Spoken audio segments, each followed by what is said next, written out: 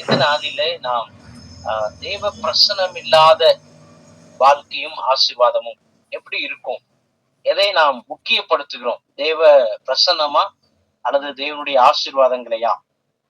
வாக்குத்தத்தம் பண்ணப்பட்ட வார்த்தைகள் அல்லது வாக்குத்தத்தம் பண்ணப்பட்ட காரியங்களை முன்னுரிமைப்படுத்துகிறோமா அல்லது தெய்வ பிரசன்னத்தை நாம் ஒவ்வொரு நிலைகளிலும் முன்னுரிமைப்படுத்துகிறோமா? தேவ பிரசன்னத்தை முன்னுரிமைப்படுத்தி முக்கியப்படுத்தி ப்ரையாரிட்டிஸ் கொடுத்து வாழ்ந்த ஒரு சக்சஸ்ஃபுல்லான ஒரு ஸ்டோரி, ஒரு உண்மையான சம்பவம் யாத்திராகமும் 33வது அதிகாரம் இருக்கு. அந்த அதிகாரத்திலிருந்து சில காரியங்களை நம்ம படிக்க இருக்கிறோம். யாத்திராகமத்தின் புத்தகம் 33வது அதிகாரம் 1-6 வசனங்களை யாராவது வாசிக்கிறீங்களா? யாத்திராகமும் 33 வசனங்கள் 1-6.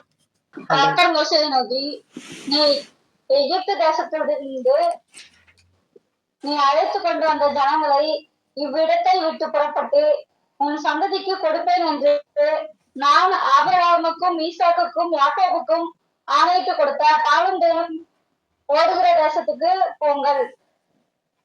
நான் ஒரு தூதனை உங்களுக்கு முன்பாக அனுப்பி கானானியரையும் எமோரியரையும் ஏத்தியனையும் பெரிசியரும் ஏவியனையும் எபூசியரையும் துரத்தி விடுவேன். ஆனாலும் வழியிலே நான் உங்களை நிர்மூலமாக்காதபடிக்கு நான் உங்கள் நடுவே சொல்ல மாட்டேன். நீங்கள் வணங்கா கழுத்துள்ள ஜனங்கள் என்றார். துக்கமான வார்த்தைகளை ஜனங்கள் கேட்கும் போது ஒருவரும் தங்கள் ஆபரணங்களை போட்டுக் கொள்ளாமல் துக்கித்துக் கொண்டிருந்தார்கள். ஏனென்றால் நீங்கள் வணங்க கழுத்துள்ள ஜனங்கள். நான் ஒரு நிமிஷத்தில் உங்கள் நடுவில் எழும்பி உங்களை நிர்மூலம் பண்ணுவேன். ஆகையால் நீங்கள் போட்டிருக்கிற உங்கள் ஆபரணங்களை கழற்றி போடுங்கள். அப்பொழுது நான் உங்களுக்கு செய்ய வேண்டியதை அறிவேன் என்று இஸ்ரவேலின் புத்திரருக்கு சொல் என்று கர்த்தர் மோசேயோடு சொல்லியிருந்தார். ஆகையால் இஸ்ரவேல் புத்திரர் மேலே மலை அருகே தங்கள் ஆபரணங்களை கழற்றி போட்டார்கள். மோசே கூடாரத்துக்கு பெயர்ந்து அதை முதல் 6 வசனம் வந்து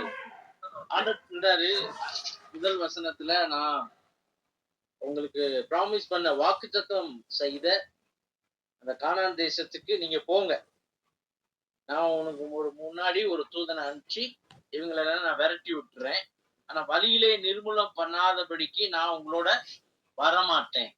ப்ராமிஸ் பண்ணிட்டாரு. மக்கள் சந்தோஷமா இருக்காங்க, பரவாயில்ல ஆண்டவர் வாக்குத்தத்தம் பண்ணிட்டாரு அப்படின்னு சொல்லி. ஆனா ஆண்டவர் சொல்ற நீங்க போங்க, ஆனா நான் உங்க கூட வரமாட்டேன். ஏன், எதனால அப்படின்னா, நீங்கள் வணங்கா கழுத்துள்ள ஜனங்கள். ஆண்டவரே கம்ப்ளைண்ட் பண்ற, நீங்க வந்து வணங்கா கழுத்துள்ள ஜனங்கள். அப்புறம் ஒரு வார்த்தை சொல்றாரு, நான் வந்து உங்க கூட வராம இருக்கிறதுக்கு காரணம் என்ன அப்படின்றதையும் நம்ம பார்க்கணும். 6வது வசனத்துல கம்ப்ளீட்டா தேவனுக்கு பிரியமில்லாததை அவர்கள் உணர்கிறார்கள்.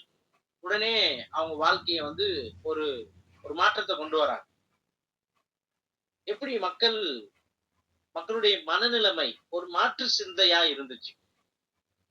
இஸ்ரேல் ஜனங்கள் நம்ம எல்லாருக்கும் தெரியும், ஒரு குறை இல்லாமல் ஆண்டவர் அவர்களை வழி நடத்துகிறார், அவர்களுடைய தேவைகளை சந்திக்கிறார், இயற்கைக்கு அப்பாற்பட்ட அற்புதங்களை செய்கிறார். ஆனாலும் அவர்கள் தேவனை முழுமையாக நம்புவதற்கு சிந்தை உள்ளவர்களாய் இராமல் உருமுறுப்பை வெளிப்படுத்தி அந்த வாக்குத்தத்த ஆசீர்வாதத்திற்கு பாத்திரவான்களாய் இராதபடி தம்முடைய செய்கைகளினாலே தேவனை துக்கப்படுத்துகிறதை, வேதனைப்படுத்துகிறதை, தேவனுக்கு பிரியமில்லாததை செய்கிறதை நாம் பார்க்கிறோம். ஆனால் இவர்கள் வாக்குத்தத்தம் பண்ணப்பட்ட தேசத்திற்கு புறப்பட்டு போகிற ஜனங்கள்.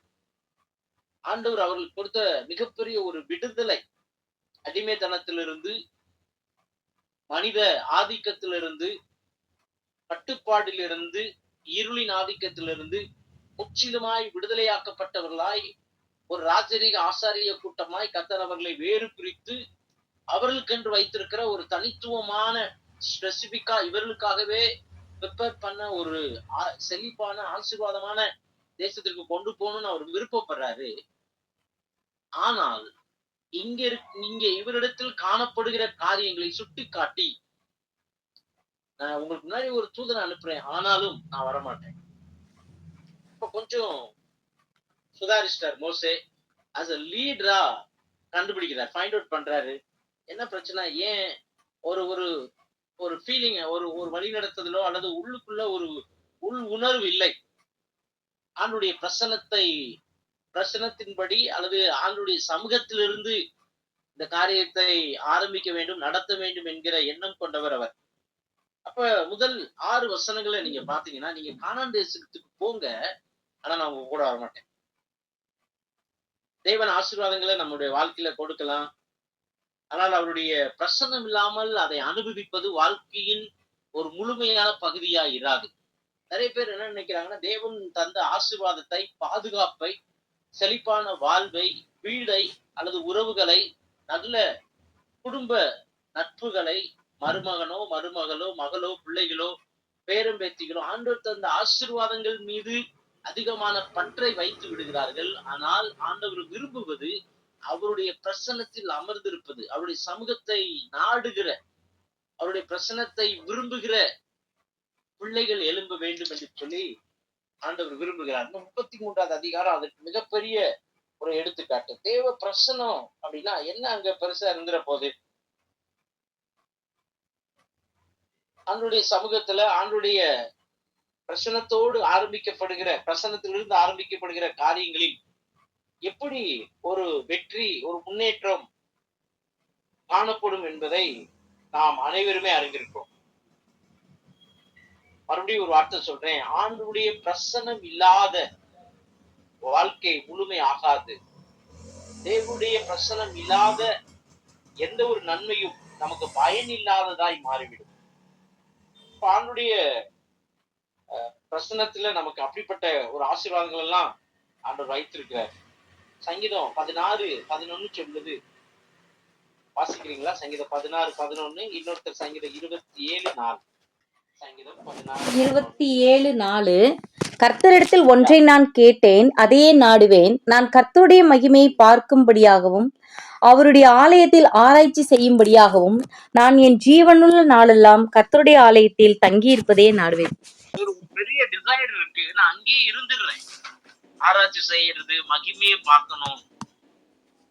ஆசீர்வாதம் வரும்போது, வாழ்க்கையில முன்னேற்றங்கள் வரும் பொழுது எதை நாம் அதிகமாக நாடுகிறோம், எதை வாஞ்சிக்கிறோம், அதுல ரொம்ப கவனமா இருக்கும். தாவீதுடைய வாழ்க்கையில, யோபுடைய வாழ்க்கையில, மோசேயுடைய வாழ்க்கையில, ஆபிரகாமுடைய வாழ்க்கையில, ஆபிரகாமுக்குலாம் பாத்தீங்கன்னா மிகப்பெரிய ஆசீர்வாதத்தை சொல்றார், உனக்கு சந்ததி தர, அதை தர, இதை தர. ஆனா அவர் மனசுல ஏதோ ஒரு உணர்வு, அத நினைச்சு போய்தான் அங்க வர வேண்டிய அழிவை அவர் தடுத்தார். இந்த வசனம் சொல்லுகிறது சங்கீதம் 27:4. அவர் அங்கேயே தங்கி இருக்கிறது அவர் விருப்பத்தோட சொல்றாரு. 16:11 படிக்கலாமா? 16:11 சங்கீதம். ஜீவமாற்றத்தை எனக்கு தெரியப்படுத்துவீர், உம்முடைய சமூகத்தின் பரிபூர்ண ஆனந்தமும் உம்முடைய ஆனந்தம், வலது பாசத்தில் நித்திய பேரின்பமும் உண்டு. அவருடைய பிரசன்னத்துலதான் பரிபூர்ணமான ஒரு ஆனந்தம், ஒரு அபண்டன்ஸ் லைஃப், ஒரு பிளஸிங்ஸ் அங்க இருக்கு. சோ தேவ பிரசன்னத்திலே வாஞ்சிக்கிறவர்களாய் அல்லது அதற்கு முன்னுரிமை கொடுக்கிறவர்களாய் நாம் இருக்க வேண்டும் என்று சொல்லி முதல் 6 வசனம் அதற்கு தங்களை ஆயத்தப்படுத்துகிறார். கலட்ட வேண்டியதை அல்லது விட்டுவிட வேண்டியதை, தூர எறிய வேண்டியதை அவர்கள் விட்டு அவர்கள் 7-11 வசனங்களை வாசிச்சீங்கன்னா, தேவனோடு உறவாடுவதற்கு ஒரு ஆசரிப்பு கூடாரத்தை, ஒரு கூடாரம் அங்க போடப்படுகிறது. ஆசரிப்பு கூடாரத்துக்கு போவாங்க அப்படின்னு சொல்லி அந்த 7வது வசனத்தினுடைய கடைசி பகுதி சொல்லுது, கர்த்தரை தேடும் யாவரும் பாளையத்திற்கு புறமான ஆசரிப்பு கூடாரத்திற்கு போவார்கள். 8வது வசனம், மோசே கூடாரத்துக்கு போகும்போது ஜனங்கள் எல்லாரும் எழுந்திருந்து தங்கள் கூடார வாசலை நின்று கொண்டு அவருடைய கூடாரத்துக்குள் பிரவேசிக்க மட்டும் அவன் பின்னே பார்த்து கொண்டிருந்தார்கள். உள்ள போறாரு, மேக ஸ்தம்பம் இறங்கி கூடார வாசலிலே நின்றது, கர்த்தர் மோசையோடு பேசினார். 11 வசனம் வாசிக்கிறேன். 11. ஒருவன் தன் சிநேகிதனோடு பேசுவதில் போல கர்த்தர் முகமுகமாய் பேசினார் மோசையோடு. பின்பு அவன் பாளையத்துக்கு திரும்பினான். நூனின் குமாரனாகிய யோசுவா என்னும் அவருடைய பணிவிடக்காரனாகிய வாலிபன் ஆசரிப்பு கூடாரத்தை விட்டு பிரியாதிருந்தான். 7-11 வசனங்கள் ஆண்டுடைய பிரசன்னத்திற்கான ஒரு ஆயத்தங்களை, ஒரு செப்பரேட், ஒரு பிரித்தெடுக்கப்பட்ட ஒரு பாளையத்திற்கு புறம்பே, மிக தெளிவா இருக்கு அந்த வார்த்தை. பாளையத்துக்கு புறம்பே தேவனோடு உறவு என்பது அவருக்கு பிரியமில்லாத இருதயத்தோடு, அவருக்கு பிரியமில்லாத செயல்களோடு, மக்களோடு இருந்து கொண்டு தேவ பிரசன்னத்தையும் தேவ உறவையும் நாம் வாஞ்சிப்பது அல்லது அதை அனுபவிப்பது என்பது சில நேரங்களில் கூடாத காரியமாய் மாறிவிடுகிறது. ஒரு தனித்துவமான, ஒரு நெருக்கமான உறவுக்கு ஒரு தனிமையான தேவ பிரசன்னத்தை முழுமையாய் எந்த ஒரு டிஸ்டர்பன்ஸ் இல்லாம, ஒரு எந்த ஒரு நம்முடைய சிந்தை செயல்கள் சிதறாமல் கரெக்டா அவரோட கனெக்ட் ஆகுறதுக்கான ஒரு பிளேஸ் அவர் ரெடி பண்றார். வசனம் சொல்றது மேகத்தூணாக இறங்கி பேசுறார். எல்லாரும் அவங்கவுங்க வாசல்ல நின்னு பார்த்துட்டு இருக்காங்க. ரொம்ப முக்கியமான வார்த்தை 7-11. வரமாட்டேன்னு சொன்னவரு முகமுகமா பேச ஆரம்பிச்சிட்டாரு. ஒரு க்ளோஸ் ரிலேஷன்ஷிப் அதுல போட்டிருக்கு. சிநேகிதனோடு பேசுகிறது போல. யோசித்து பாருங்க, என்ன மாதிரி ஒரு ரிலேஷன்ஷிப்பா இருந்திருக்கும். 11, ஒருவன் தன் சிநேகிதனோடு, ஆண்டவரோடு நெருக்கமான உறவு மோசைக்கு கிடைச்சிச்சு. பிரசன்னத்துல ஆரம்பிக்க ஸ்டார்ட் பண்ணிட்டாங்க. அடுத்து என்ன நடக்கு? ஆண்டவருடைய பிரசன்னம் இல்லாம இங்கிருந்து போக மாட்டேன்னு சொல்லி மோசே அங்க சொல்ற 12-17 வசனங்கள் நீங்க வாசித்து பார்த்தீங்கன்னா, உங்க பிரசன்னம் இல்லைன்னா இங்கிருந்து நாங்க மூவ் ஆன் பண்ண முடியாது. 15வது வசனம் மட்டும் வாசிக்கிறீங்களா? அப்பொழுது அவன் அவரை நோக்கி, உம்முடைய சமூகம் என்னோடே கூட செல்லாமற் போனால் எங்களை இவ்விடத்திலிருந்து கொண்டு போகாதிரும். ஆமென். அவர்தான் ப்ராமிஸ் பண்றாரு, நீங்க போங்கப்பா அப்படின்றாரு. ஜாலியா போயிருக்கலாம். ஆனா மோசே கரெக்டா உணர்றாரு, நீங்க இல்லாம எப்படி நாங்க போக முடியும்? உங்க பிரசன்னம் இல்லாம போக முடியாது. அழகா இருக்கு அந்த வசனம். உம்முடைய சமூகம் என்னோடு கூட செல்லாமல் போனால் இவ்விடத்துல இருந்து நாங்க போக மாட்டோம். ஆண்டவர் திருப்பி மோசைக்கு அவரு ப்ராமிஸ் பண்றாரு. இதுல நான் முக்கியமாய் கற்றுக்கொள்ள வேண்டிய வாழ்க்கைக்கு தேவையான காரியம் என்னன்னா, அவருடைய பிரசனம் இல்லாமல் எந்த ஒரு காரியத்திலும் நாம் ஆரம்பிக்க கூடாது, முயற்சி எடுக்க கூடாது. தேவன் சொன்ன காரியமா இருந்தாலும், தேவன் நமக்கு வாக்குத்தத்தம் பண்ணப்பட்டதா இருந்தாலும், அது தேவ பிரசன்னத்தோடு அனுபவிப்பதற்கு தங்களை தயார்படுத்த வேண்டும். இன்னைக்கு ரொம்ப நவீன கிறிஸ்துவ உலகத்தில் நாம் இருக்கிறோம். ஆசீர்வாதங்களையும் செழிப்பையும் அல்லது மாற்று உபதேசங்களையும் நம்மை மாற்று சிந்தை உள்ளவர்களாக மாற்றுகிற நிறைய சத்திய போதனைகள் வந்திருக்கிறது. நமக்கு ரொம்ப மிகவும் இருதயத்துக்கு பிடித்தமான, நம்மளை அப்படியே தடவி கொடுத்து ஆசீர்வாதத்தை சுதந்திரிக்கப்பட்டவர்கள், அழைக்கப்பட்டவர்கள், விசுவாச வார்த்தை என்பது வேறு. இப்படி நூதனமான உபதேச காரியங்களை கொடுத்து தேவ பிரசனத்தை விட்டு விலகி தேவன் தருகிற ஆசீர்வாதத்தை சுதந்திரிப்பதற்கான போதனைகள் வந்துவிட்டது. அவர்கள் போதனை சரி தவறு என்று நான் சொல்லவில்லை. தேவ பிரசனத்துக்கு முன்னுரிமை கொடுக்காமல், தேவ சமூகத்திற்கு, வார்த்தைக்கு, அவருடைய பிரசனத்துக்கு முன்னுரிமை கொடுக்காமல், வார்த்தைக்கு முன்னுரிமை கொடுக்காமல், அவர் தருகிற ஆசீர்வாதங்களிலே தங்களை சந்தோஷமாக, தங்களை திருப்தியாக வைத்துக் கொள்ள முயற்சிக்கிறார்கள். அது மிகவும் தவறான ஒன்று.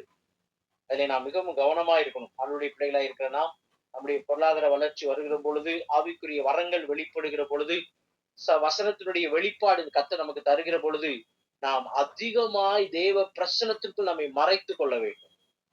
நம்மை வெளிப்படுத்துவதற்காக, நான் யாருன்னு காண்பிப்பதற்காக கொடுக்கப்பட்டதில்லை ஆசீர்வாதம். கர்த்தர் யார் என்பதை காண்பிப்பதற்காக கொடுக்கப்பட்ட வெளிப்பாடு வரங்கள். கர்த்தர் யார் என்பதை காண்பிப்பதற்காக மோசைக்கு தைரியம் கொடுக்கப்பட்டது. பக்கா காலிங் அவனுக்கு. இங்கிருந்து நீதான் அவங்களை கூட்டிட்டு போகணும். Everything okay. ஆனா மோசே ரொம்ப கவனமா இருக்கிறார். நீங்க உங்க சமூகம் போறேன்னா நான் போக முடியாது.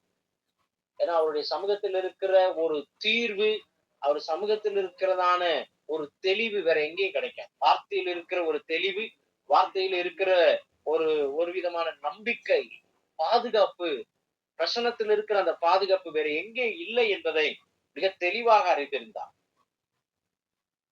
தெய்வ பிரசன்னத்துக்கு நம்முடைய வாழ்க்கையின் மைய பகுதியாக இருக்க வேண்டும்.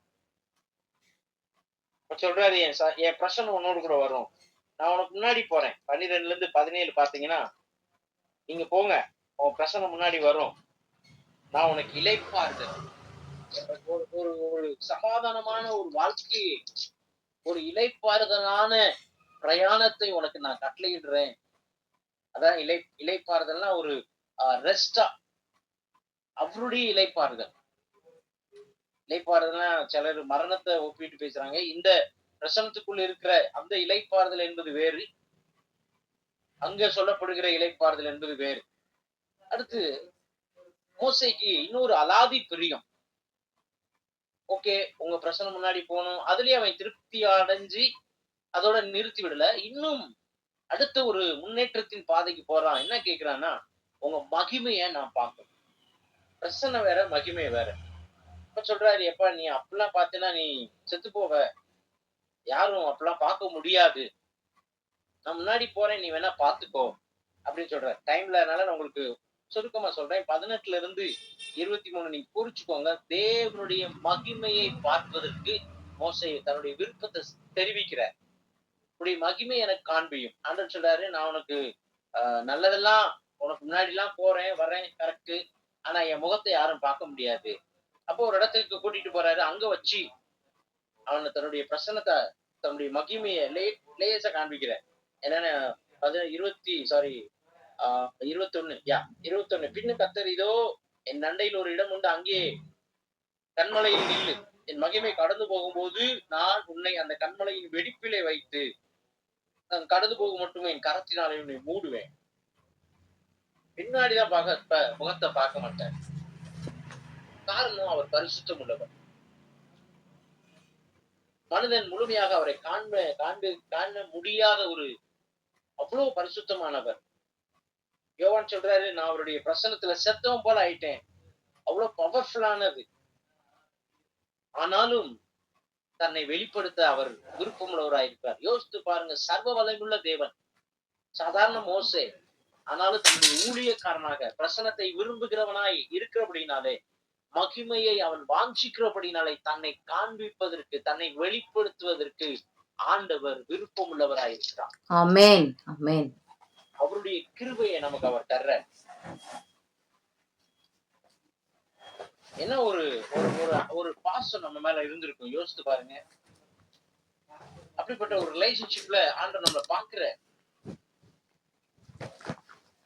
ஏன்னா பிரசன்னத்திலிருந்து நம்ம விளக்கக்கூடிய காரியங்கள் உண்டு. அக்கிரமங்கள், பாவங்கள். ஏசியா 59:2, 66:18, என் இருதயத்துல நான் அக்கிரம சிந்தையா இருந்தேன்னா என் ஜபத்தை கேட்க மாட்டாரு. தன்னை காண்பிக்கிறார். தேவனுடைய மகிமை எப்படி வெளிப்படுத்துகிறார் பாத்தீங்கன்னா, 2 கொரிந்தியர் 3:18 நீங்க பார்க்கலாம். சங்கீதம் 63:2 அவர் கேட்கிறார் தாவீது. யோவான் 17:3 சூப்பரான வசனம். இந்த வசனங்களை வாசித்து பாத்தீங்கன்னா, அவருடைய மகிமையை காண்பிப்பதற்கு அல்லது அனுபவிப்பதற்கு, பிரசனத்தை விட அதுக்கு அடுத்த நிலைக்கு போவதற்கு ஆண்டவர் நமக்கு ஒரு வாய்ப்பை தருகிறார். அவ்வளவு நேசிக்கிறார் நம்மளை. காண்பிக்க மாட்டேன், அதுக்கெல்லாம் நீ தகுதி இல்லை அப்படின்னு சொல்லி நம்மளை விலக்கி தள்ளுகிற தேவன் அல்ல. இந்த பிரசன்னமும் இந்த மகிமையும் நாம் இன்னும் சரியாக உணர முடியவில்லை. அந்த மாதிரி ஒரு ஃபீலிங்கே எனக்கு இல்லை, அந்த மாதிரி என்னால உணர முடியல அப்படின்னா, நாம் அறிக்கையிடாத பாவத்தினாலே அதை நாம் பெற்றுக்கொள்ள முடியாது. பாவம் செய்கிறோம், தவறு செய்கிறோம், அவிசுவாசமாய் பேசுகிறோம், தேவனுக்கு விரோதமான காரியங்களை செய்கிறோம், நம்முடைய மாம்சீகத்தின்படி யோசிக்கிறோம், செயல்படுகிறோம், சிந்திக்கிறோம், கண்களை, விரல்களை, இருதயத்தின் நினைவுகளை, கால்களை அதற்கு மாம்சத்தின் விருப்பத்திற்கு விட்டு கொடுக்கிறோம். ஆனால் நாம் முடிவிலே அறிக்கையிட்டு மனத்திற்கு ரட்சிக்கப்பட்டு இரத்தத்தினாலே கழுவப்படுகிற பொழுது இதை நாம் எளிதிலே பெற்றுக்கொள்ளலாம், ஈஸியாக பெற்றுக்கொள்ளலாம். ஏன்னா பாவம் தேவனுடைய சந்ததியிலிருந்து நம்மளை தள்ளி விட்டுரும். நம்முடைய கிறிஸ்துவ வாழ்க்கையில உண்மையான ஒரு நிறைவான பரிபூர்ணமான ஆசீர்வாதம் என்னன்னா தேவ பிரசன்னம் தான். அந்த பிரசனத்தை மறுபடியும் எப்படி கொண்டு வருது? கான்வர்சேஷன், தேவனோடு இருக்கிற உறவின் மூலமாய் அங்க கொண்டு வர. ரொம்ப அற்புதமான ஒரு வார்த்தை அது. நம்முடைய வாழ்க்கையில அத ரொம்ப கவனமா கடைபிடிக்கணும். இதுக்கு முன்னாடி நான் பார்த்த வசனத்தை சுருக்கமா சொல்றேன். வசனங்கள் 1-6 அவருடைய பிரசனம் இல்லாம வாக்குத்தத்தம் பண்ணப்பட்ட காரியமா இருந்தாலும் அங்கிருந்து நம்ம ஆரம்பிக்கணும். சில நேரம் ஆசீர்வாதத்தை தேடுறோம், பாதுகாப்பை தேடுறோம், சுகத்தை தேடுறோம், என்னென்னதையோ தேடுறோம், பயன்பட நினைக்கிறோம். அது தவறு அல்ல. வித்தவுட் பிரசன்ஸ், மகிமை இல்லாம, பிரசனம் இல்லாம அங்க போய் செய்கிற பொழுது மாம்சீகமாக நாம் ரொம்ப நேரம் பேச முடியாது, போராட முடியாது. அப்ப இதுக்கு என்ன சொல்யூஷன்? தேவ பிரசனம், அவருடைய நெருக்கமான உறவு. 7-11 வரை நான் சொன்னேன். அவருடைய மகிமையை பார்க்கறதுக்கான ஒரு வாய்ப்பை தேடுறார், ரிலேஷன்ஷிப்பை தேடுறார், அவர் காண்பிக்கிறார்.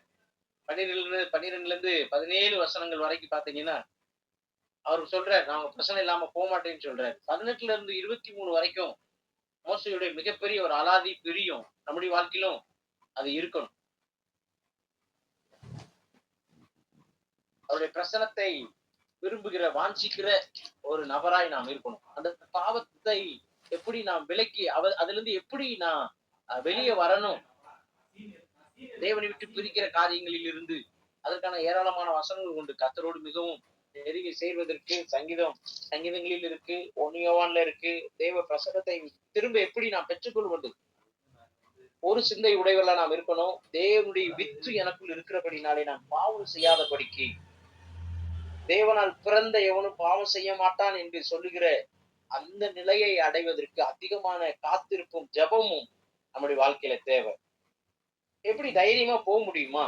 ஆமா, ஆண்டவர் அலோவ் பண்றார். எபிரேயர் 4:16 பாருங்க. தைரியமா அவருடைய கிருபாசனத்திடத்திற்கு ஆண்டவர் நம்மளை செல்ல போக வைக்கிறார். நம்ம உள்ள போக முடியும். எபிரேயர் 4:16 யாராவது வாசிக்கிறீங்களா? அது அந்த வசனம் எல்லாருக்கும் புரியுற மாதிரி இருக்கும். ஆதலால் நாம் இரக்கத்தை பெறவும் ஏற்ற சமயத்தில் சகாயம் செய்யும். எபிரேயர் 4:16 நான் மியூட் போடாம வாசிக்கிறேன்.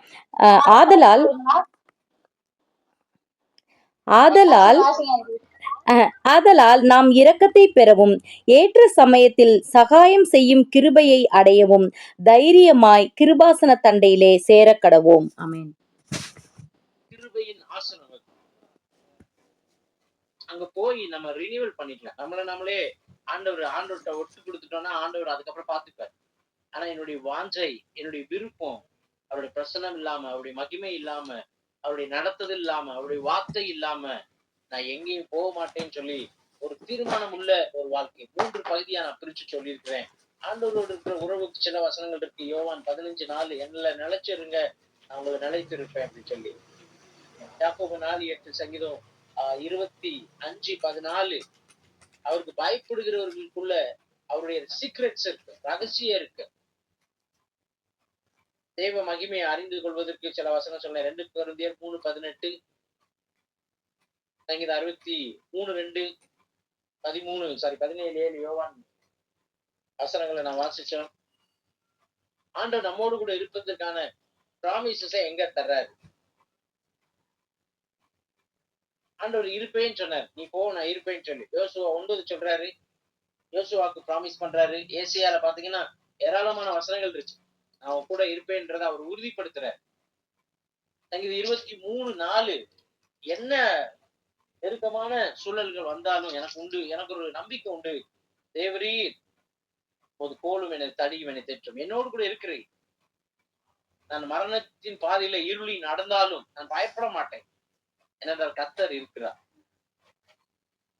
தேவனுடைய பிரசனம் நமக்கு பரிபூர்ணமான ஆனந்தத்தை தருகிறது.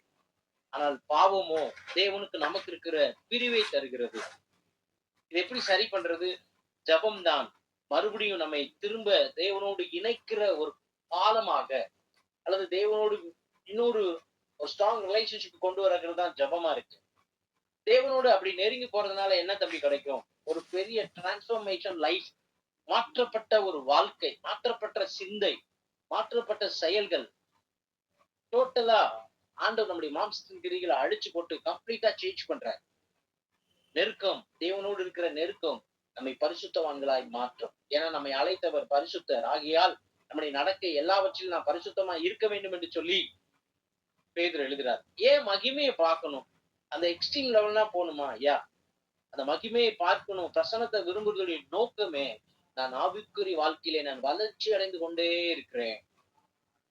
என் பிள்ளை ப்ரீகேஜி, யூகேஜி, எல்கேஜி மட்டும் படிச்சா போதுங்க, அதுல ஏபிசிடி எழுத தெரிஞ்சா போதும், இதை வச்சு பொழைச்சு கொடுத்துடணும்.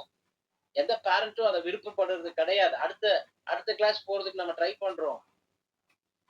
ஃபர்ஸ்ட் ஸ்டாண்டர்ட் இருந்து 5th ஸ்டாண்டர்ட் வரைக்கும் அவங்க கத்துக்கொள்ள வேண்டிய காரியங்கள் இருக்கு. 5th to 10th வரைக்கும், 10th to 12th to college கம்ப்ளீட்டா தேவையான உலக அறிவை அல்லது உலகத்தில் வாழக்கூடிய எல்லா சூழல்களையும் நம்முடைய பிள்ளைகளுக்கு கல்வி அறிவின் மூலமாய் கற்றுத்தருகிறோம். ஆனால் நிலையான ஆசீர்வாதத்தை பெற்றுக்கொள்ள வேண்டும் என்றால் சீக்ரெட் கோடு இதுதான். தேவ பிரசன்னம் நமக்கு ஆனந்தத்தை தரும், பாவம் நமக்கு பிரிவை தரும். பிரேயர் தான் ஒரு மீண்டும் அவரோட கனெக்ட் பண்ற வைக்கிறது. நெருக்கம் நமக்குள்ள ஒரு பெரிய மாற்றத்தை தரும். ஏன் மகிமையை பார்க்கணும்னு சொல்லி ஒரு விருப்பப்படுறாரு, ஒரு பெரிய சம்பவம். ஆனாலும் அவருக்குள்ள ஒரு ஆசை, அவங்க மகிமையை பார்க்கணும் ஆண்டவரே, உம்முடைய மகிமை எனக்கு காண்பித்தரணும். ஆனா சர்வ வல்லமையுள்ள தேவன் அவன் கேட்டான்றதுக்காக தன்னை காண்பிப்பதற்கு அவர் பிரயாசப்படுறார். அப்படி காண்பிக்கும் போது மோசேக்கு எந்த ஒரு டேமேஜ் ஆயிடக்கூடாது, கரத்தினால மூடுறார். எவ்வளவு ஒரு அன்பு, எவ்வளவு ஒரு நேசம். ஆமென், ஆமென். பேசுவதை நம்முடைய அவைலபிலிட்டியை விரும்புகிற தேவனாய் இருக்கிறார். நாம் எப்போது நம்முடைய கண்கள் அவரை நோக்கி கொண்டு இருக்க வேண்டும் என்று சொல்லி அவர் விரும்புகிறார். சொல்றாரு, நான் அவன் கையை வச்சு மறைச்சுக்கிறேன்ப்பா, போனதுக்கு அப்புறம் நான் எடுத்துடுறேன். அந்த மகிமையை, அந்த பிரசன்னத்தை விரும்புகிறவர்களுக்கு அப்படிப்பட்ட ஒரு பாதுகாப்பை தருகிறார். கரத்தினால மூடுறார். மகிமை அதை செய்யும். ஏன் மகிமையை நான் தேடணும்? ஏன் தேவ பிரசன்னத்துக்கு முக்கியத்துவம் கொடுக்கணும், முன்னுரிமை கொடுக்கணும்? எனக்குள் ஒரு மாற்று சிந்தை வர வேண்டும். மாம்சத்தின் கிரியைகள் அழிக்கப்பட வேண்டும். மகிமை ஒரு மாற்றத்தை தரும். பேச்சில மாற்றத்தை தரும், செயல்களில மாற்றத்தை தரும், சிந்தைகளில மாற்றத்தை தரும், எண்ணங்களிலே மாற்றத்தை தரும், நடக்கையிலே மாற்றத்தை தரும். மகிமை மாத்திரம்தான் நம்மை பரிசுத்தமாக்கும். காரணம் நம்முடைய நீதி அழுக்கான கந்தை. அவருடைய பரிசுத்தத்தோடு நம்மை கம்பேர் பண்ணிக்கிற பொழுது வசனம் சொல்ற சத்தியத்தினாலே அவரை பரிசுத்தமாக்குவார். என்ன சத்தியம்? அந்த சத்தியம் தான் வசனமா இருக்கிறது. ஒன்றோடு பிணைக்கப்பட்டிருக்கிறது. இந்த எதிர்பார்ப்போடு நாம் தேவ சமூகத்தில் ஒவ்வொரு நாளும் போய் நிற்போம். இந்த விருப்பத்தை தெரிவிப்போம். கர்த்தர் நம்மை அப்படிப்பட்ட ஒரு முன்னேற்றத்தின் பாதையில, ஆவிக்குரிய வளர்ச்சியில நிச்சயமாய் நம்மை நடத்துவார். ஜெபம் பண்ணலாமா? பரலோக பரிசுத்த பிதாவே, ஆசீர்வதிக்கப்பட்ட இந்த ராத்திரி வேளைக்காக நன்றி.